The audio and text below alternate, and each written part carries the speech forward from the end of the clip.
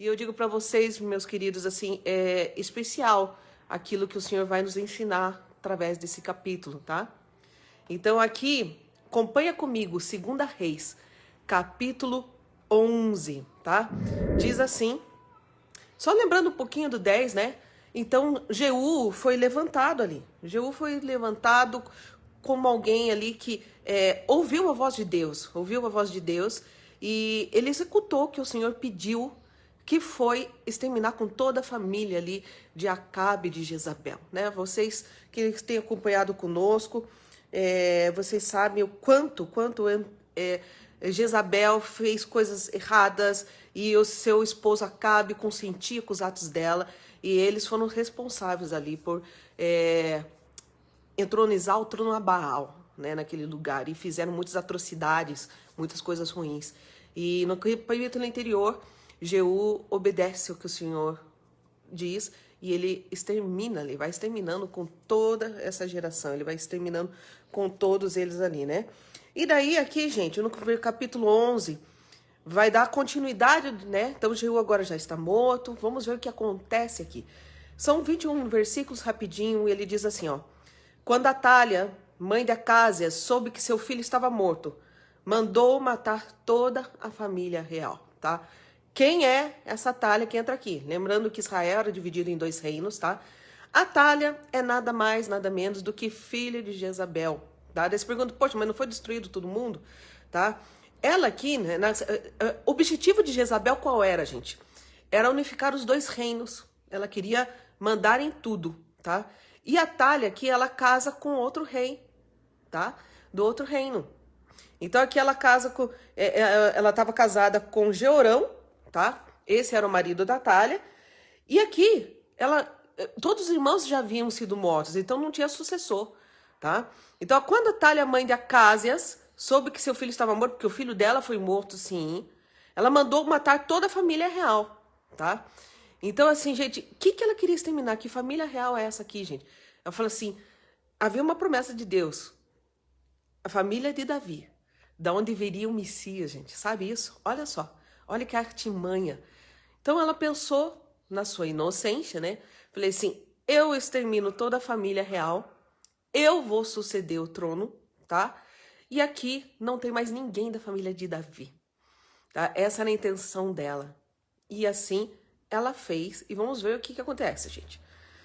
Mas Jeozeba, filha do rei Jeorão e irmã de Acásias, pegou Joás, um dos filhos do rei que iam ser assassinados, e o colocou num quarto com a sua ama, para escondê-lo de Atália. Assim ele não foi morto. Gente, daí Deus levanta pessoas especiais para dar continuidade ao reino dele, né? Aquilo que o Senhor... Olha só que interessante. Aquilo que o Senhor tem planejado para a tua vida, para a minha vida, para nós que estamos assim nesse contexto de Deus, gente, pode ter certeza que aquilo que o Senhor tem falado sobre a tua vida, a tua família, ela vai se cumprir de um jeito ou de outro. Basta que nós andemos no caminho do Senhor. Então aqui foi levantado essa Jeozeba, filha do rei Jeorão, irmã de Acásias. Ela pegou Joás, um dos filhos do rei que iam ser assassinados, e o colocou no quarto com a sua ama para escondê-lo de Atália. Assim ele não foi morto. Aqui, gente, o Joás só tinha 1 aninho, gente. 1 aninho. E com 1 aninho ele foi escondido. Olha só no versículo 3. 6 anos ele ficou escondido. Sabe aonde, gente? Com ela no templo do Senhor, enquanto Atália governava o país. Eu chamo a tua atenção sobre essa mulher. Sabe por que, gente, que ela fez isso? E talvez se perguntam, poxa, mas ela não era da mesma família ali, né? Aqui tá dizendo, sabe o que aconteceu com ela? Ela casou com um sacerdote. Ela casou com um sacerdote, gente. Então, tipo assim, você veja assim como o Senhor mudou a história dessa mulher. Talvez ela pudesse seguir os mesmos planos, né? As mesmas intenções erradas. Mas não, ela viu assim, não, peraí, vamos esconder esse menino. Vamos fazer o que é certo, tá? E ela esconde no melhor lugar que poderia ter escondido esse menino. Esconde no templo do Senhor, gente. Porque, gente, não há melhor lugar para se estar do que na presença do Senhor. Escondido na presença dele. Isso fala alguma coisa para você? Para mim fala. que nós podemos estar escondidos dos nossos inimigos na presença do Senhor, sabe? Aí é o lugar onde você pode estar na presença do Senhor e se esconder nele. E assim, esse menino de 1 ano ficou escondido ali no templo, né? E até porque, lembrando que estava todo esse ritual de cultuação a Baal e coisas acontecendo ainda erradas, né? Então, tipo assim, no templo do Senhor era um lugar onde eles não iam querer estar, esses perseguidores. Qualquer lugar eles estariam, menos ali no templo do Senhor. Porque para adorar o Senhor, eles não faziam isso. Eles eram inimigos disso. Versículo 4. No 7º ano, o sacerdote Joiada mandou chamar à sua presença no templo do Senhor os líderes dos batalhões de 100, dos cários e dos guardas, e fez um acordo com eles no templo do Senhor, com juramento, e depois lhe mostrou o filho do rei. Então aqui, gente, tem aqui o sacerdote Joiada que entra na história, tá? Ele entra nessa história, isso veja assim, aqui fala, né, 100 dos cários, né? Os cários eram conhecidos como mercenários, tá? Então aqui eram os mercenários e dos guardas, eles eram como se fossem assim, os líderes, né, dos guardas. Então ele reúne esses líderes desses grupos, tá? E faz ali um acordo com eles e mostra para eles, fala assim, olha, tá aqui o filho do rei. E daí todo mundo fica surpreso, né? Fala assim, achando que não tinha sobrevivido nenhum sucessor, né? Então eles se dão conta que sim, tem um sucessor. E olha no versículo 5, e lhes ordenou, vocês vão fazer o seguinte, quando entrarem de serviço no sábado, uma companhia ficará de guarda no palácio real, outra na porta de sul, a terceira na porta que fica atrás das outras companhias. Elas montarão guarda no templo por turnos. As outras 2 companhias, que normalmente não estão de serviço no sábado, ficarão de guarda no templo para proteger o rei. Então aqui ele começa com um plano, gente, tá? Ele reúne eles e fala assim, ó, vocês que não estão de guarda no sábado, então ele combinou com esses que no dia que eles não fossem servir, né, que não era turno deles, que eles estivessem ali no templo. E eu imagino que eles devem ter usado a desculpa assim, olha, nós não estamos de serviço, mas nós vamos ao templo adorar a Deus. Porque vocês vão ver que eles vão sem armas. Então, como que eles vão conseguir as armas para poder depois lutar? Olha só. Versículo 7. As outras 2 companhias que normalmente não estão de serviço, sabe, ficarão de guarda no templo para proteger o rei. Posicionem-se ao redor do rei, de armas na mão. Matem todo que se aproximar de suas fileiras. Acompanhe o rei aonde quer que ele for. Acompanhe o rei aonde quer que ele for. Os líderes dos batalhões de 100 fizeram como o sacerdote Joiada havia ordenado, tá? Cada um levou seus soldados, tanto os que estavam entrando em serviço no sábado, como os que estavam saindo ao serviço ao sacerdote Joiada. Então ele deu aos líderes dos batalhões de 100 as lanças e os escudos que haviam pertencido ao rei Davi, que estavam no templo do Senhor. Lembrando que essas armas reais, gente, eram só para os reis, os sucessores, coisa assim. Mas elas estavam guardadas ali no templo. Então ele falou assim, vocês vão para o templo, não é o turno de vocês. Se eles fossem armados, ia causar suspeito, tipo assim, por que eles estão vindo armados aqui se não é o dia deles servirem, tá? Então o que eles fazem? O Joiada combina com ele assim, ó, vocês vão pegar as armas que estão lá no templo. E eu não tive também como pensar nisso, gente, que as armas que eu e você precisamos, tá? Para as nossas batalhas, para os nossos desafios, estão no templo do Senhor, estão na presença do Senhor. Você viu como que o Senhor vai nos falando aqui, através desse texto, gente, né? Sem falar no versículo 8 que nós lemos, né? Que diz assim, acompanhe o rei, aonde quer que ele for, gente, né? Então aquela questão assim, de estar seguindo o rei em toda e qualquer circunstância. E nós sempre queremos ao contrário, né? Nós queremos que o rei nos siga, que o rei faça as nossas vontades, né? Então, assim, guarda essa frase aqui. Acompanhe o rei aonde quer que ele for, tá? Versículo 11. Os guardas, todos armados, posicionaram-se em volta do rei junto do altar em torno do templo, desde o lado sul até o lado norte do templo. Depois Joiada trouxe para fora Joás, o filho do rei. Colocou nele a coroa e lhe entregou uma cópia de aliança. Então proclamaram o rei, ungindo, e o povo aplaudia e gritava, viva o rei! Quando Atalha ouviu o barulho dos guardas e do povo, foi ao templo do Senhor onde estava o povo. E onde ela viu o rei em pé junto à coluna, conforme o costume. Porque o costume, gente? Então tinha um local ali dentro do templo onde acontecia as coisas especiais. Então tudo que era uma demanda especial acontecia ali entre duas colunas. Tem até o nome dessas colunas. Então tudo que era importante acontecia ali no templo entre essas colunas. E ali estava o rei. Imagina a surpresa dela, né? Os oficiais, os tocadores de corneta estavam ao lado do rei. E todo o povo se alegrava ao som das cornetas. Então Atalha rasgou suas vestes e gritou: traição, traição. Agora eu te pergunto assim, gente, de quem foi a traição? Né? Interessante que aquele que trai, ele se acha o traído, né? Quando os seus intentos não são levados a cabo, né? E ela aqui, ela grita traição, traição, mas a traidora era ela, porque ela matou todos os outros, até para que ninguém assumir, né? Há quem diga aqui que ela matou, gente, todos os filhos dela, para ocupar o trono, tá? Eu não tenho oficialmente essa informação aqui, mas eu ouvi sobre isso. Então, olha que terrível é isso, gente. E vocês viram que nós acabamos de ler ali, que quando chamaram o rei, imagine, 6 anos depois, ele está com 7 anos, gente. E entregam nas mãos dele o quê?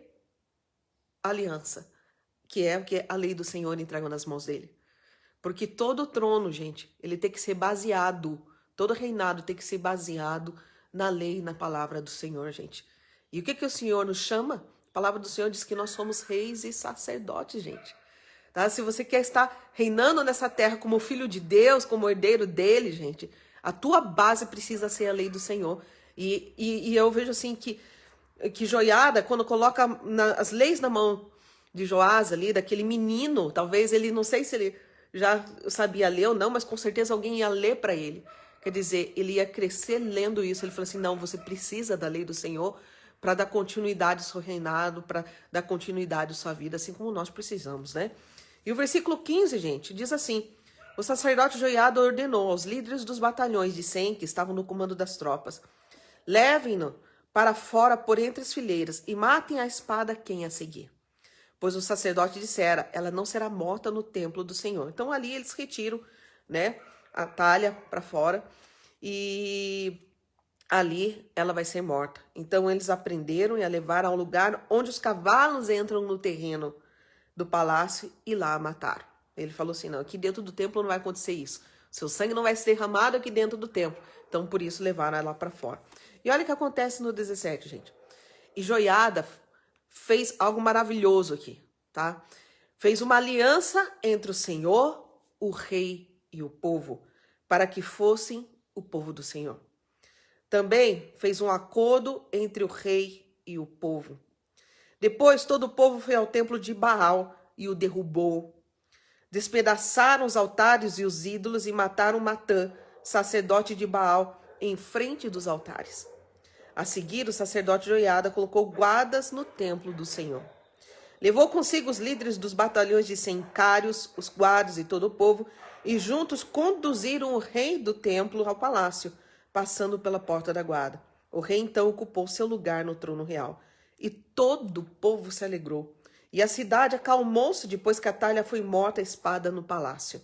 Joás tinha 7 anos de idade quando começou a reinar. Então, gente, olha aqui que coisa maravilhosa. Não poderia terminar esse capítulo de outra forma, senão havendo um acordo, quer dizer, eles se aliançam novamente ao Senhor. Vocês têm visto e têm acompanhado todos os capítulos, como eles tornavam a fazer o que era errado, tá? E eu quero lembrar vocês aqui, a Atalha, gente, mais especificamente ali no livro de 2 Crônicas, né? 2 Crônicas, ele vai ter algumas repetições desses capítulos aqui, porém ele tem alguns outros detalhes que nós não encontramos aqui nesse capítulo, tá? E a Atalha foi responsável por destruir coisas do templo, tá? Então, assim, imagina-se que ou ela tentou cultuar ali, quer dizer, ia ficar muito chato ela cultuar Baal dentro do templo do Senhor. Eu acredito que Deus também não ia permitir isso. Mas ela tirou muitos itens de lá de dentro, muito material, coisas de ferro, os itens, tá? Você vai ver no próximo capítulo, vai ser falado sobre isso, porque eles têm que arrumar o templo novamente. Aqui foi estabelecida uma aliança com o Senhor, mas eles precisam arrumar novamente o templo. Porque assim, depois que você faz uma aliança, você fez uma aliança com o Senhor, vem a restauração. E é isso que vai acontecer no próximo capítulo. Um tempo de restauração, restauração do templo. Você é o templo do Senhor. Então você fez uma aliança com Deus, então vem agora o processo de restauração. E a Atalha tinha tirado os itens, você vai ver que os copos, as taças que eram usados, não tinha mais nada. Porque ela tinha pegado tudo do templo do Senhor para ser usado no templo de Baal. Né? E ela retirou tudo, tiraram peças, diz que havia buracos no templo, gente, porque ela foi retirando material, ela foi retirando itens ali preciosos, tudo aquilo que tinha de valor. Para quê? Eu falei assim, eu tiro daqui e uso aqui, quer dizer, porque o diabo ele não cria nada, né? Ele não fez nada, não faz nada de novo, né? Ele tem que tirar daquele que tem, né? Mas aqui no próximo capítulo você vai ver que o templo vai ser restaurado, vai haver uma unidade para estar fazendo essa restauração, esses itens que eram usados no templo também. Mas eu chamo a tua atenção sobre o versículo 17, que diz: Joiada fez uma aliança entre o Senhor, o rei e o povo, para que fosse o povo do Senhor. Isso era necessário, gente. Essa convergência, assim, esse voltar o coração, sabe? Voltar e falar assim, puxa vida, até aqui teve coisas que vieram erradas, foram erradas, mas a partir de mim, eu tenho uma aliança com Deus. E através dessa aliança com Deus, então, é feita uma restauração, é produzida essa restauração, é derrubar os altares, gente. Sabe? A gente fala assim, puxa, altar, né, essa questão de adoração a outros deuses, assim, mas tem altares no seu coração. Às vezes nós levantamos alguns altares que não agradam ao Senhor, e esses altares precisam ser derrubados, precisam ser desfeitos. E ali, você veja assim, tava tamanha coisa que eles fizeram no templo a Baal. Olha como a coisa foi dando continuidade. Então isso precisava ser desfeito, e que maravilhoso eles terem destruído o templo a Baal. Porque aquilo que não é de Deus, gente, precisa ser destruído, precisa ser desfeito a raiz disso, tá? Também fez um acordo entre o rei e o povo. E qual que é o resultado disso, gente? Quando é feita essa aliança novamente, tá? Diz que aqui, ó, no versículo, na sequência aqui, diz que o povo alegrou-se com isso. No versículo 20. E todo o povo se alegrou. Porque quando há aliança, quando há restauração, o povo se alegra, tá? E a cidade acalmou-se depois que Atalha foi morta e espada no palácio. Você vai ver que vai vir uma calmaria de Deus, uma paz que excede todo entendimento, porque coisas ruins estão sendo destruídas. Tudo aquilo que não é de Deus não pode permanecer. Só pode permanecer a palavra do Senhor, a lei do Senhor, né? E lembra o seguinte, você é rei e sacerdote, está na palavra do Senhor. Ele diz que nós fomos feitos reis e sacerdotes. Afinal de contas, somos filhos dele, né? E qual que é a intenção de Satanás, gente? Não é desfazer a herança do Senhor, porque assim, ela achou que tinha matado todos da descendência real. E o inimigo, nosso inimigo, ele quer desfazer a descendência real. Nós somos descendência real. Por isso que às vezes o inimigo tem tanta fúria. Mas lembre o seguinte, maior é Deus, e os planos dele serão cumpridos na sua vida. O Senhor está te guardando, o Senhor está te protegendo. Somente faça como, né, aquela mulher que escondeu o menino. Esconda no templo. Se esconda na presença do Senhor e o inimigo não vai te tocar. Se esconda no templo do Senhor, na presença do Senhor, debaixo das asas dele, e o inimigo não vai te tocar. Você é descendência real. E o Senhor tem algo maravilhoso a cumprir através da sua vida.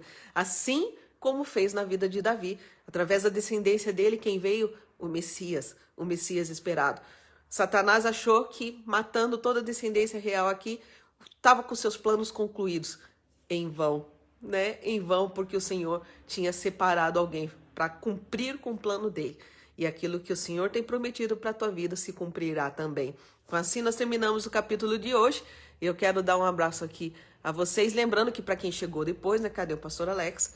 Hoje ele está ministrando o coração de alguns pastores. Cuidando do coração dos pastores. Como eu falei no começo, eu creio que da mesma maneira que ele está cuidando do coração desses pastores, né? Deus também está cuidando dele, porque é precioso você poder cuidar do coração de quem cuida de outras pessoas. Eu tenho certeza que ele vai receber algo maravilhoso da parte de Deus, tá ok?